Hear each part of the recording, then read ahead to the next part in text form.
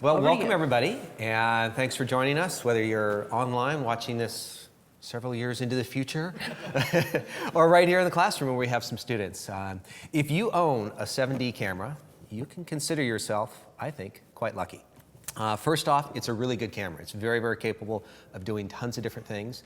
And if you're watching this, you're going to totally learn how to use the camera. And so it's going to fully empower you to go out and take great pictures. And so this class is going to take you through kind of what the instruction manual does, hopefully in more user-friendly way than the dry information in the instruction manual. It's still a useful tool, and I will talk about that. But hopefully by the end of the class, you're going to know basically everything that the camera is capable of doing.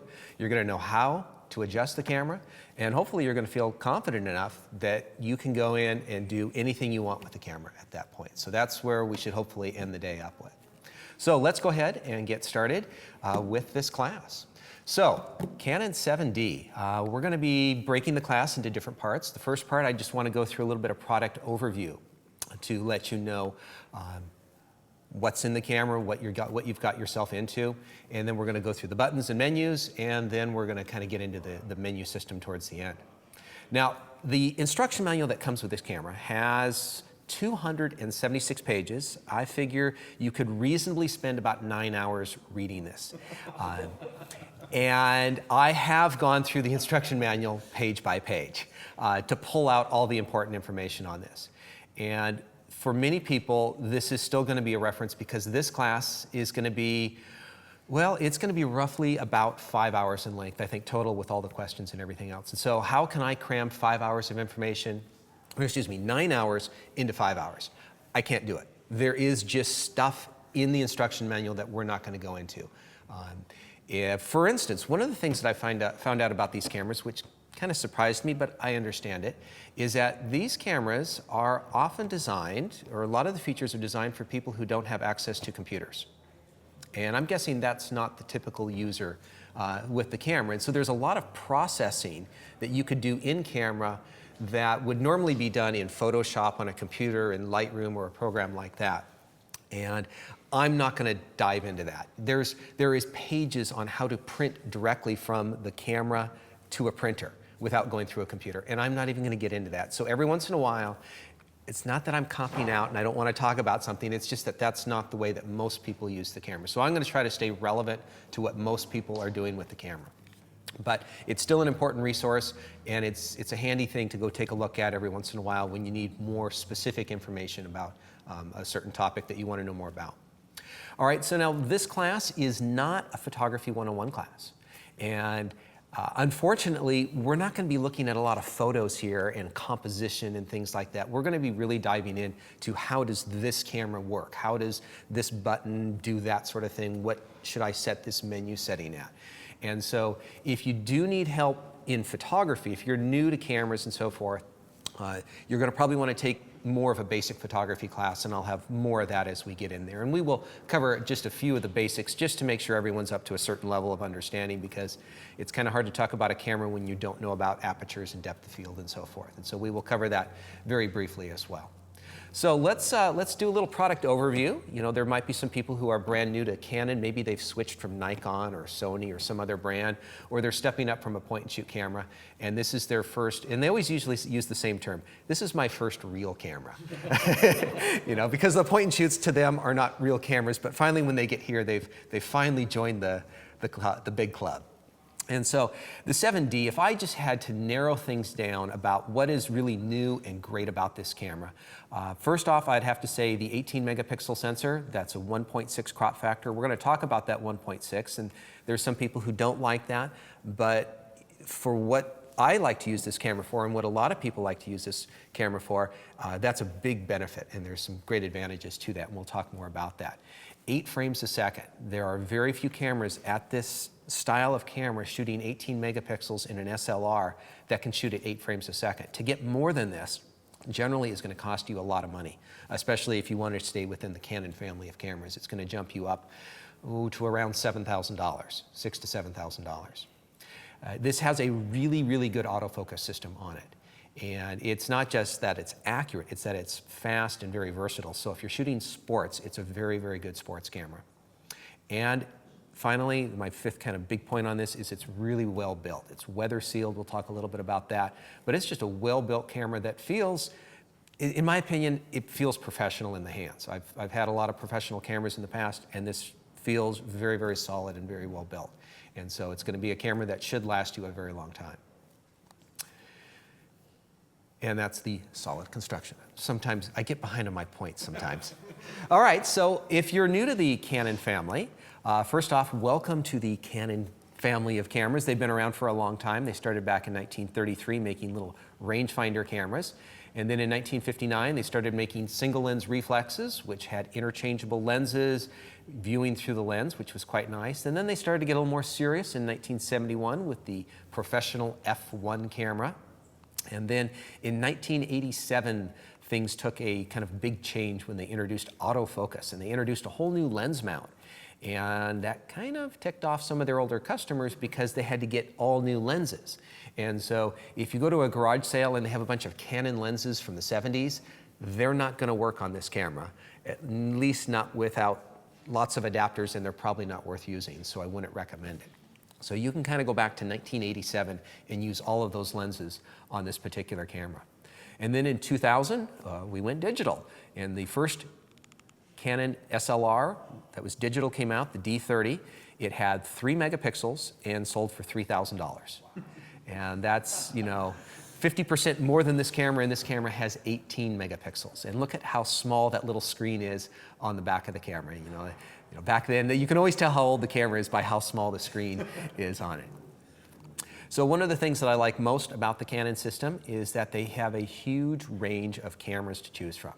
And if you're just beginning, they got cameras for you. If you're a super professional, they've got cameras for you, and all the steps in between. They also have a tremendous number of lenses that's going to cover just about everything that you can imagine doing. And then, of course, they have a very good flash system. The camera has a built-in flash. We'll talk a bit about that. But you can add on flashes, and you can hook it up to other systems for much better lighting in your photographs.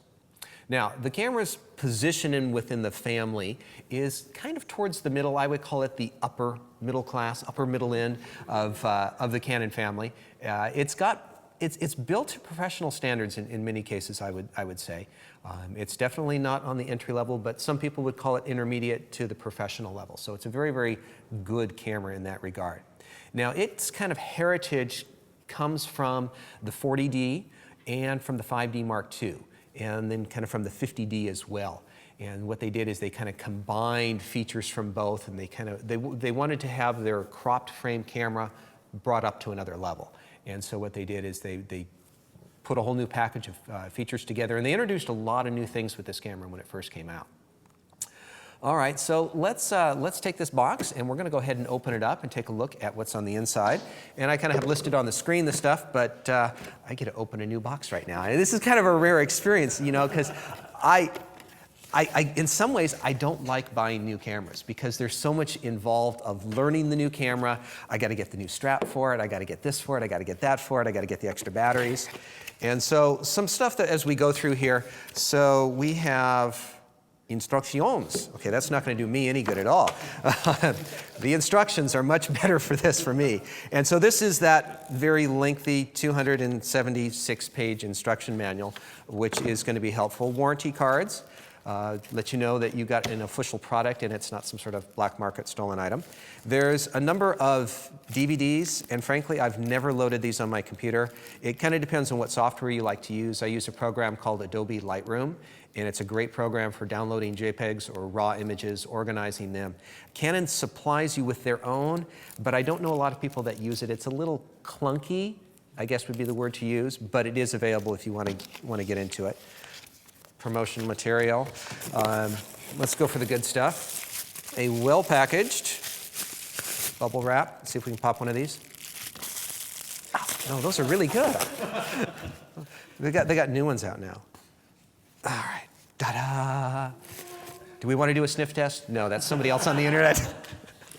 And then, of course, it's going to give you a bunch of other little accessories in here. There's a battery, but you know what? I have a pre-charged battery of my own. There's a little travel charger in here, and these are kind of nice because they just have a little flip out. where they plug right into the wall, so it's very nice for travel charger.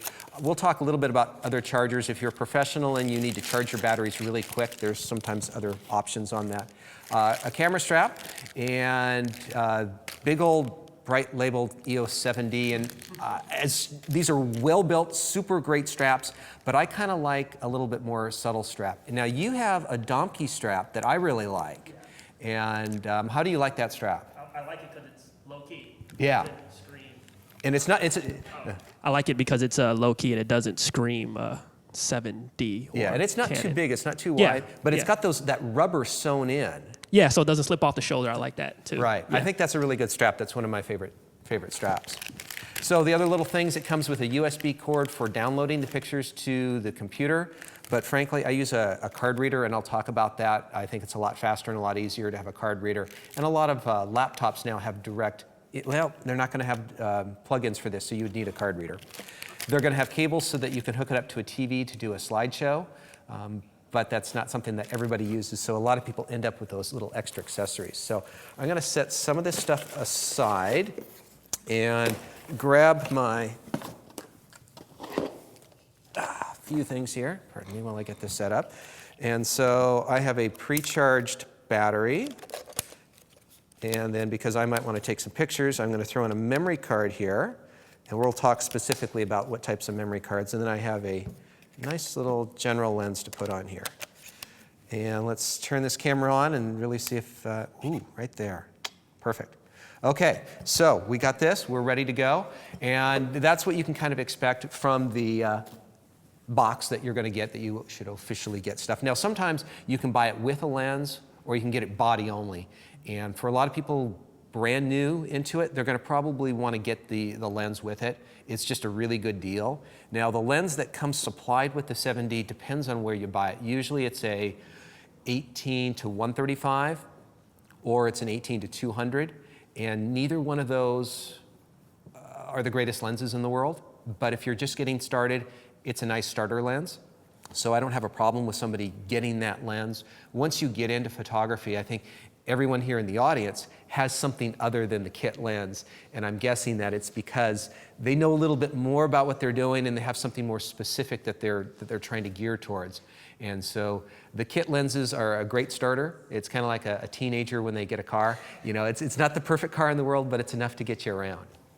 So let's move on. Now, one of the things that they have in this camera is they have all sorts of dire warnings about what not to do with the camera. You know, don't get it too hot, too cold.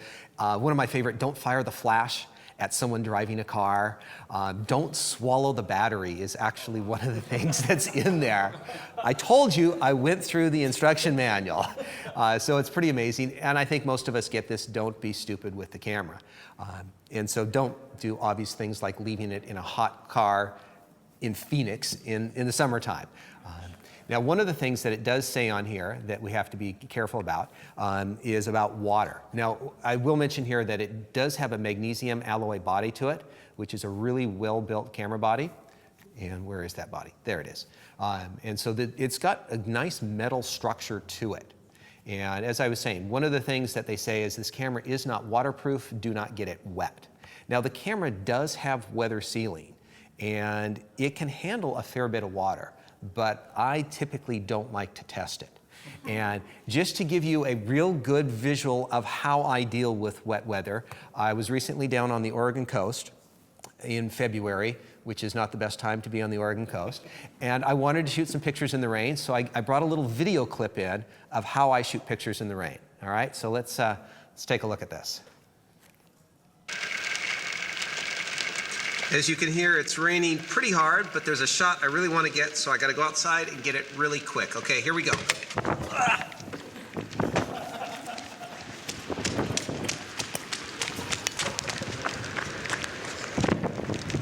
Okay, let's see, shot number one. All right, let's do a little closer. Shot two, right here. Yeah, let's do a little backed off shot here. Right about there. Okay, back to the car.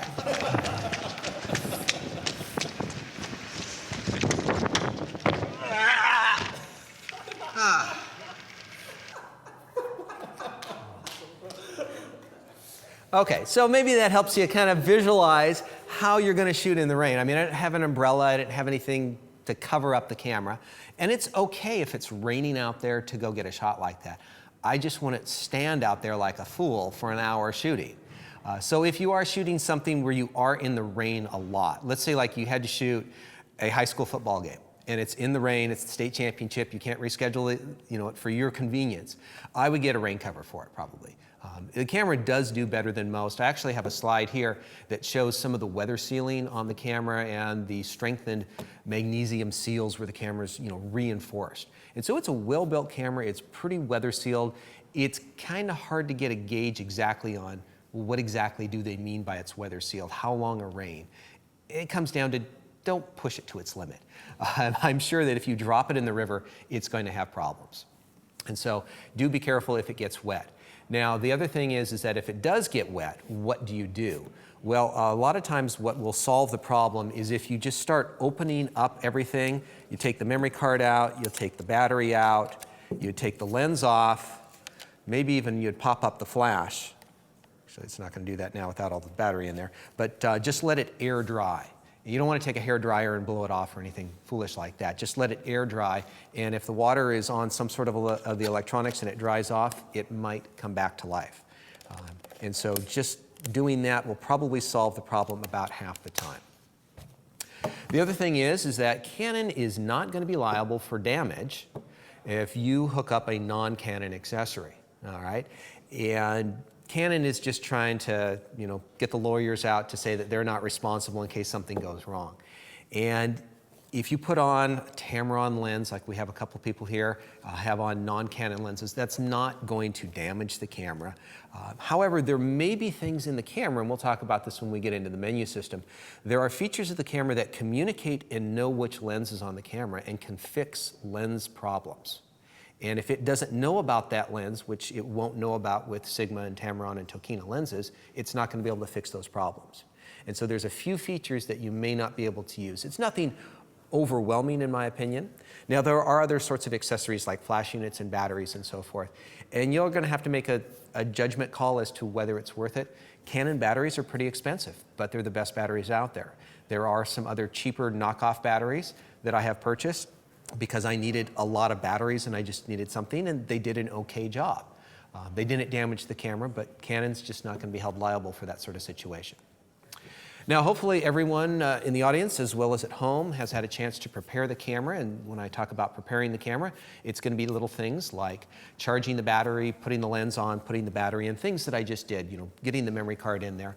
And so these sorts of things are just the basics that you're going to use before you start taking the pictures. And what I would like students in the class to do right now is to go ahead and turn your cameras on. I'm going to do the same thing right here. And what I want you to do then, and this might be the last time I say this, and it just kills me to say this, turn your camera to the green auto zone.